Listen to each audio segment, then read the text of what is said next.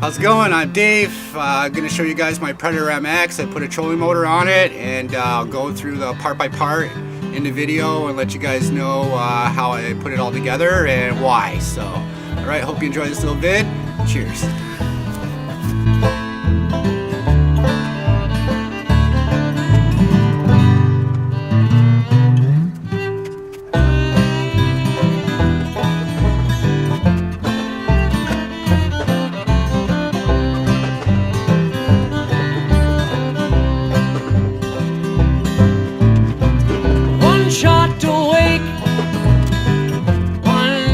So I don't shake. Oh, have I done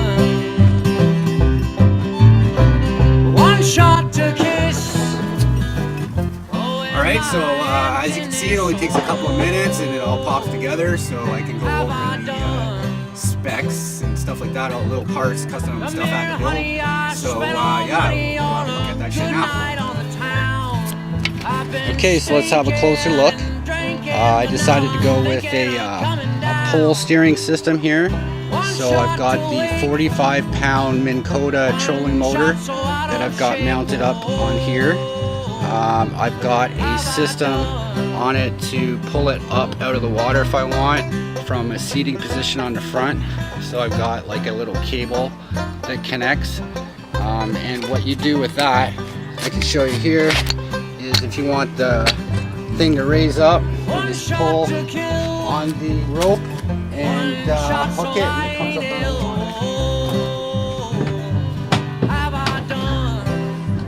You're coming up on a rock or something. Hook it here somewhere, just temporarily. There you go. If you want it back down in the water, you can just lower it down. And I've also set it up quick release so I can remove the trolling motor real fast when I want.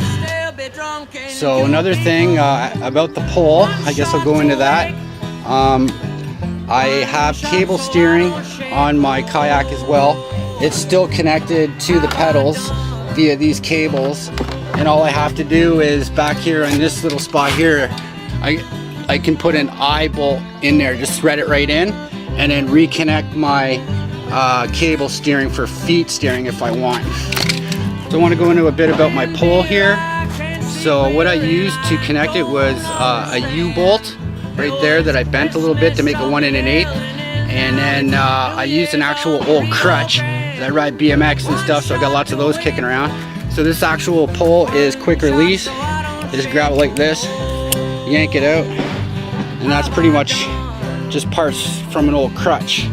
So that goes on here. It's really light and allows me to take the trolling motor off in a hurry. So if I want to put that back in, see, I like to do everything one-handed. That's even left-handed, so be it that I'm right-handed. Anyway, so here's the pole.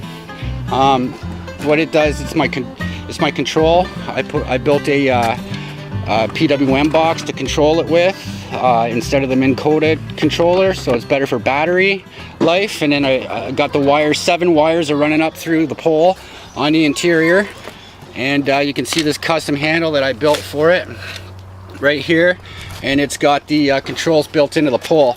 So as you can see, if I want to turn left, I just pull it, and if I want to turn right, I just push it. So it's all can be done from a seated position.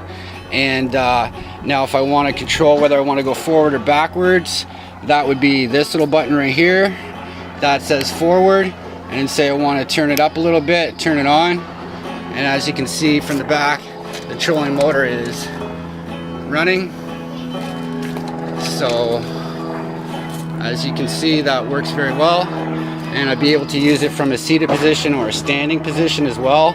So I find that's going to be really handy.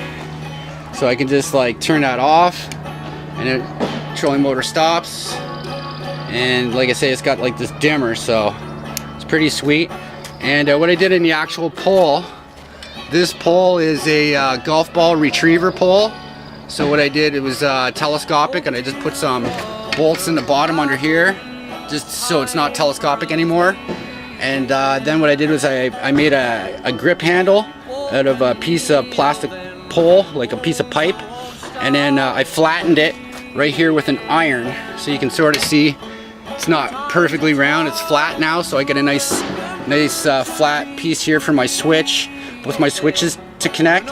And I made a little gasket of bicycle tubes right here, so it's waterproof, and I put black silicone caulking on it as well to seal it up.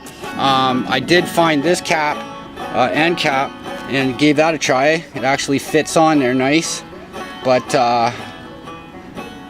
fuck, as you can see, it looks like a big fucking black dick, so I'm not gonna be riding around holding on to that all day, so bye-bye to you. But anyway, so that's the control pole, and it works really well. Hopefully go out for a little test drive there in it, and she should work really well. And in the back here, I've got my kayak crate, and this crate is like super handy. It holds my PWM right here, and it controls, the power goes to the Minn Kota box. And in my crate, I've got my anchor, and it's set up here on a clothesline type rack, or clothesline thing, and then what you do is you throw it over and you can just lock it in here. I pretty much use it stationary from this one position anyway, so it works well for me. So my anchor goes right into this little PVC sleeve. I've got a triple rod holder in there as well. Rarely use it. Okay, so basically want to get into the crate. Mine actually doubles as a crate as well as a cart. What I did was I set it up with this axle and these wheels, and use this actual crate to use it for transporting whenever I do need it. So it's pretty simple to set up. I'll show you guys a little quick shot of that. That looks like.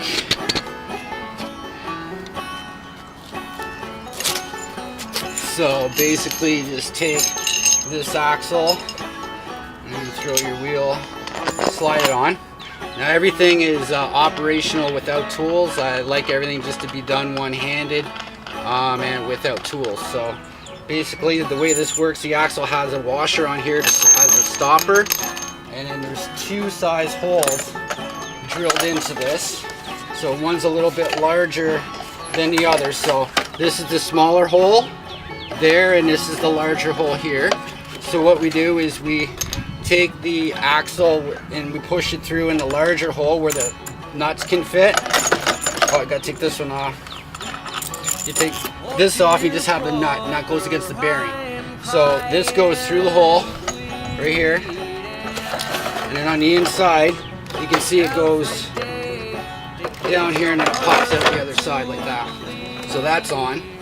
And then what you do is you just throw one of these little spacers, aluminum spacer I made, throw the wheel on, your nut, so tighten your nut down.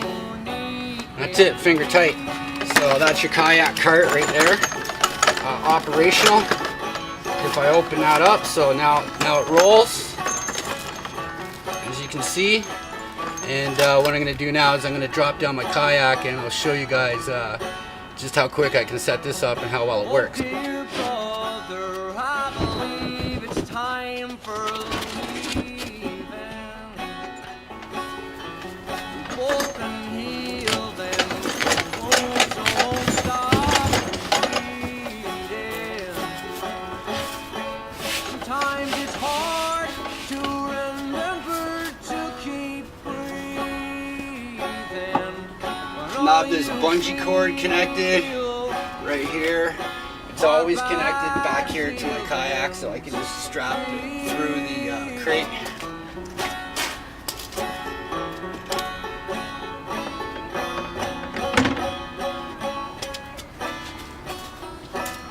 Ah, fucking tree.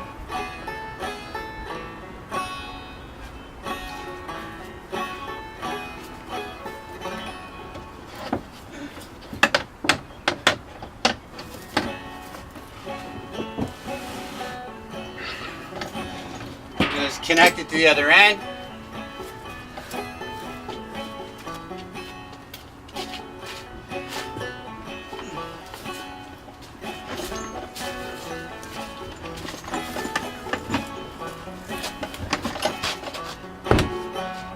Oh yeah, one more thing I should show you is a little closer look at the actual piece I built for here.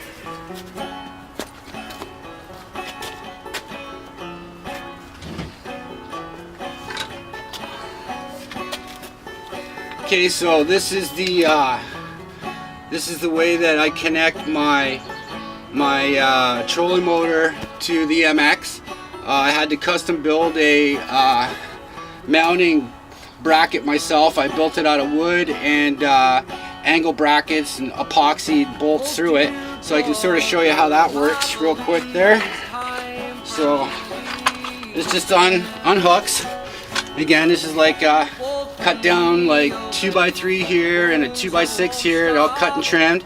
And then these were 2x6 pieces. There's 3 of them. They're stacked.